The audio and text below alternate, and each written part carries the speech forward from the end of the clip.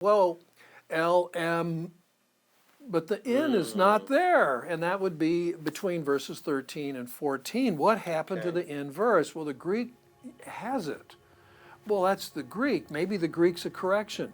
Well, thanks to Qumran, we now have a Hebrew scroll of that psalm, and the N verse, Ne'eman, faithful, is there. We also know how tall a Goliath is now. I know that's what you've been wondering about that. Well, okay, let me set the table for you. So a lot of us grew up reading the King James or New King James or other translations like this, NRSV, based on the Masoretic text telling us that he's 9'6" or something like this.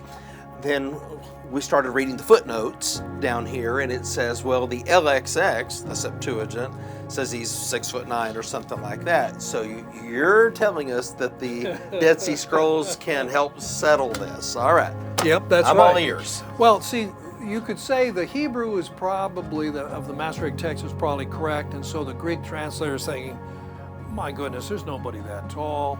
And so he changes what the Hebrew says, 6 cubits and a handbreadth. Whew, that is really tall. And he reduces it to 4 cubits and a handbreadth. And so we go from 9.5 feet to 6.5 feet, basically. So is that really what he's doing, a rationalizing approach? Let's make this guy a little shorter. He's still really tall.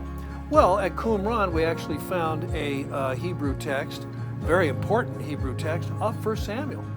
Okay. And it agrees with the Greek. It says 4 cubits. So, and it's a good scroll too, because we know there's something missing. It's a Hebrew scroll. It's a Hebrew scroll, okay, and it agrees with the Greek. With the Greek Septuagint, lending weight to the idea that Goliath was 6.5 feet, which means he was a giant of a man, but not necessarily a supernatural giant. At 6'5" or 6", whatever that exact measurement would be, he'd be a head taller than anyone else. He'd be taller even than Saul, who was considered a tall man.